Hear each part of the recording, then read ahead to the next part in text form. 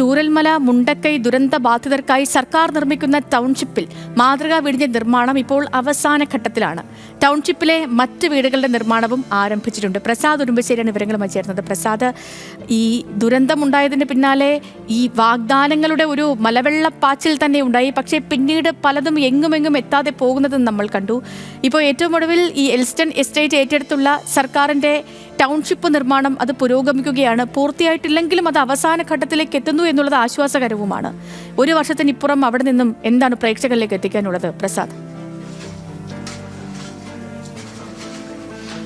സതിലക്ഷ്മി, നമ്മളിപ്പോൾ നിൽക്കുന്നത് സർക്കാരിന്റെ ടൗൺഷിപ്പ് നിർമ്മാണം നടക്കുന്ന ഈ സ്ഥലത്താണ്. എനിക്ക് പുറകിൽ മാതൃകാ വീട് അതിന്റെ അവസാന ഘട്ടത്തിൽ ഇന്ന് പൂർത്തിയാകുമെന്നാണ് പറയുന്നത്.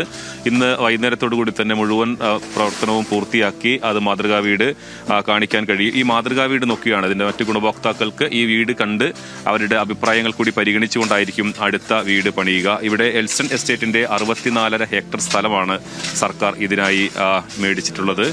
ഒരുപക്ഷെ ഇത്രയും വൈകുന്നതിന്റെ മറ്റൊരു കാരണം ഒരു വലിയ നിയമ പോരാട്ടം കൂടി ഇതിന് പിന്നിലുണ്ടായിരുന്നു. ഈ സ്ഥലം ഏറ്റെടുക്കുന്നതുമായി ബന്ധപ്പെട്ടുകൊണ്ടുള്ള നടപടിക്രമങ്ങളെല്ലാം തന്നെ പൂർത്തിയാക്കാനും ഹൈക്കോടതി ഇടപെടലുകളും എല്ലാം തന്നെ പൂർത്തിയാക്കുവാൻ തന്നെ അല്പം വൈകിപ്പോയി. അതുകൊണ്ടുകൂടിയാണ് ഇത് ഇന്ന് പൂർത്തിയാക്കാൻ കഴിയാതെ വന്നത്. പക്ഷേ വീട് നമുക്ക് കാണാം. ഇവിടെ വന്ന് നോക്കുമ്പോൾ ഒരു മികച്ച വീട് തന്നെയാണ് എന്ന് പറയുന്ന കാര്യത്തിൽ ഒരു തർക്കവുമില്ല.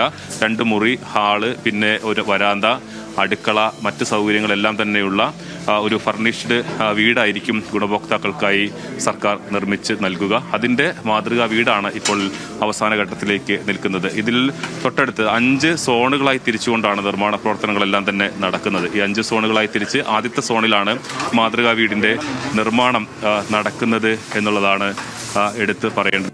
ഇവിടെ ജില്ലാ സെക്രട്ടറി, CPIM ജില്ലാ സെക്രട്ടറി ഉൾപ്പെടെയുള്ള ആളുകൾ രാവിലെ ഇതിൻ്റെ പുരോഗതിയൊക്കെ വിലയിരുത്തുന്നതിന് വേണ്ടി സ്ഥലത്തേക്ക് വന്നിട്ടുണ്ട്. അതോടൊപ്പം ആദ്യത്തെ സോണിൽ പണിയുന്നത് 140 വീടുകളാണ് ആദ്യത്തെ സോണിൽ പണിയുക. അതോടൊപ്പം മറ്റ് 5 സോണുകൾ, ഇതിനോട് ചേർന്ന് കിടക്കുന്ന മറ്റ് സോണുകളിലെല്ലാം തന്നെ ഇതിൻ്റെ നിർമ്മാണ പ്രവർത്തനങ്ങൾ പലയിടങ്ങളിലും തുടങ്ങിയിട്ടുണ്ട്. ഇപ്പോൾ ആദ്യത്തെ സോണിൽ നിർമ്മാണ പ്രവർത്തനം തുടങ്ങിയിട്ടുണ്ട്. CPM ജില്ലാ സെക്രട്ടറി റഫീഖ് കൂടി ചേരുന്നുണ്ട്. ഇപ്പം മാതൃകാ വീടിൻ്റെ പണി ഇന്ന് വൈകുന്നേരത്തോടു കൂടി തന്നെ പൂർത്തിയാവുന്നു വരുന്നു. ഇന്നത്തോടുകൂടി മാതൃകാ വീടിൻ്റെ നിർമ്മാണം പൂർത്തിയാവും. പിന്നീട് ബാക്കി വീടുകളുടെ നിർമ്മാണ പ്രവർത്തനങ്ങളും നേരത്തെ തന്നെ ആരംഭിച്ചിട്ടുണ്ട്. വളരെ പെട്ടെന്ന് തന്നെ വീട് നിർമ്മാണം പൂർത്തീകരിച്ച് അതിജീവിത ദുരന്തബാധിതർക്ക് കൊടുക്കാൻ വേണ്ടിയുള്ള പ്രവർത്തനമാണ് നടത്തുന്നത്. നമുക്കതിനിടയിൽ വന്നിട്ടുള്ളൊരു പ്രതിസന്ധി നമുക്ക് എല്ലാവർക്കും അറിയാം. കാലാവസ്ഥ പ്രതികൂലമായി എന്നതാണ് നമുക്ക് ഇത്രയെങ്കിലും ഡിലേ ആവാനുള്ള കാരണം. പക്ഷേ മാതൃകാ വീട് പൂർത്തിയാവുന്നതോടുകൂടി ആളുകൾക്ക് വന്ന് സന്ദർശിക്കാനുള്ള അവസരമുണ്ട്. ഇതിപ്പം ഇത് കണ്ട് അവരുടെ ഇതിൻ്റെ ഒരു അഭിപ്രായം കൂടി പരിഗണിച്ചായിരിക്കും മറ്റ് വീടുകൾ നിർമ്മിക്കുക. വീട് നിർമ്മാണം ഇതോടൊപ്പം തന്നെ നടക്കും. ആളുകളുടെ അഭിപ്രായം സ്വീകരിക്കേണ്ട ഏതെങ്കിലും കാര്യങ്ങളുണ്ടെങ്കിലും കുറേ അഭിപ്രായങ്ങൾ വരും സ്വാഭാവികമായിട്ടും. പക്ഷേ നമുക്ക് പെട്ടെന്ന് പൂർത്തീകരിക്കുകയും വേണം. എന്നാൽ ശ്രദ്ധിക്കേണ്ട എന്തെങ്കിലും കാര്യങ്ങൾ ആളുകൾ ശ്രദ്ധയിൽപ്പെടുത്തുകയാണ്. അതുകൂടി ശ്രദ്ധിച്ചുകൊണ്ട് തന്നെയായിരിക്കും കാര്യങ്ങൾ മുന്നോട്ട് പോവുക. വളരെ പെട്ടെന്ന് തന്നെ ഇനി വീട് നിർമ്മിച്ച് കൊടുക്കേണ്ടതായിട്ടുണ്ട്. അതിനുവേണ്ടിയുള്ള പ്രവർത്തനമാണ് ഗവൺമെൻറ്റും നിർമ്മാണ ഏജൻസിയും എല്ലാം നടത്തിക്കൊണ്ടിരിക്കുന്നത്. ആ നിലയിൽ തന്നെയാണ് ഇന്നത്തെ ദിവസം നമ്മളെ സംബന്ധിച്ചിടത്തോളം ഏറ്റവും വേദന നിറഞ്ഞൊരു ദിവസമാണ്. നമുക്ക് എല്ലാവർക്കും അറിയാം, 1 വർഷം തികയുകയാണ്. എന്നാൽ അവരെ അതിജീവിത പ്രവർത്തനത്തിന് വേണ്ടിയുള്ള കരുത്തായി കേരളത്തിലെ സർക്കാരും കേരളമാകെയും ഒറ്റക്കെട്ടായി നിൽക്കുന്നതും നമുക്ക് കാണാൻ വേണ്ടി കഴിയുന്നുണ്ട്. ഇനി ഏറ്റവും പ്രധാനം പെർമനന്റ് പുനരധിവാസമാണ്. അത് എത്രയും പെട്ടെന്ന് പൂർത്തീകരിക്കാൻ വേണ്ടിയുള്ള പ്രവർത്തനങ്ങളാണ് നടന്നു വരുന്നത്. അതോടൊപ്പം തന്നെ ഇതിന്റെ നിർമ്മാണം ചെയ്യുന്ന ഊരാളുങ്കൽ സൊസൈറ്റിയാണ്, അതിന്റെ എഞ്ചിനീയർ കൂടി ചേരുന്നുണ്ട്. ഇപ്പോൾ ഇവിടെ ഈ സോൺ 1-ൽ എത്ര വീടുകളുടെ നിർമ്മാണമാണ്? അതിന്റെ ടോട്ടൽ 140 വീടുണ്ട്. അത് 120ഓളം വീടിന്റെ നമ്മൾ ഓൾറെഡി സ്റ്റാർട്ട് ചെയ്തിട്ടുണ്ട്. അത് ഡിഫറൻറ്റ് സ്റ്റൈലിൽ വർക്ക് നടക്കുകയാണ്. ഈ പ്രതികൂല കാലാവസ്ഥയാണ് മൊത്തം. ഈ വീട് തന്നെ നമ്മൾ കഴിഞ്ഞ മാസം പ്ലാൻ ചെയ്തായിരുന്നു. മെയ് 11 മുതൽ കണ്ടിന്യൂസ് ആയിട്ട് മഴ പെയ്യുന്നുണ്ട്. പിന്നെ ആ കിട്ടുന്ന സമയത്തിൽ ചെയ്തിട്ടാണ് ഇത്രയും വർക്കുകൾ നമ്മൾ പുരോഗമിച്ചത്. 5 സോണിലായിട്ടാണ് 410 വീടുകൾ. 5 സോണിലായിട്ട് 410 വീടുകൾ. അപ്പോൾ ആദ്യത്തെ സോണിൽ മാത്രമാണ് നിർമ്മാണം നടക്കുന്നത്. ബാക്കി സോണിൽ നമ്മൾ പ്ലോട്ട് ലെവലും കാര്യങ്ങളൊക്കെ ചെയ്തു തുടങ്ങിയിട്ടുണ്ട്. മെയിൻ ഇങ്ങനെ കൺസ്ട്രക്ഷൻ ആക്ടിവിറ്റി സോൺ 1-ൽ ചെയ്തിട്ടുണ്ട്.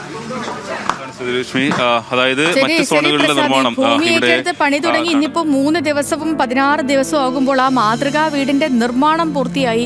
അതിന്റെ ഈ മറ്റ് കാര്യങ്ങളെല്ലാം പൂർത്തിയായി. അത് കാണുന്നത് തന്നെ ഒരു സന്തോഷവുമാണ്. പിന്നെ ഈ പറയുന്ന പോലെ മുണ്ടക്കൈ ചൂരൽമല ഉരുൾപൊട്ടലിന് ശേഷം അവരെ പുനരധിവസിപ്പിക്കാൻ സർക്കാർ ഈ വൈകി എന്ന ആരോപണങ്ങളും ഒക്കെ ഉണ്ട്. പക്ഷെ അത് വൈകിയതല്ല. പിന്നീട് ഈ സ്ഥലം ഏറ്റെടുക്കലും പിന്നീട് നടത്ത കോടതി ഈ നിയമ പോരാട്ടങ്ങൾ, ഈ ഉടമകളൊക്കെ കോടതിയെ സമീപിച്ചതിനും അതൊക്കെ കാരണമാണ് ഈ 5-6 മാസത്തെ ഒരു ഡിലേ വന്നത്. അതല്ലായിരുന്നെങ്കിൽ ഇതിനു മുൻപേ തന്നെ ആ ദുരന്ത ബാധിതർക്കൊക്കെയും അവരുടെ വീടെന്ന് പറയുന്ന ഒരു സ്വപ്നം സാക്ഷാത്കരിക്കാൻ കഴിയുമായിരുന്നു.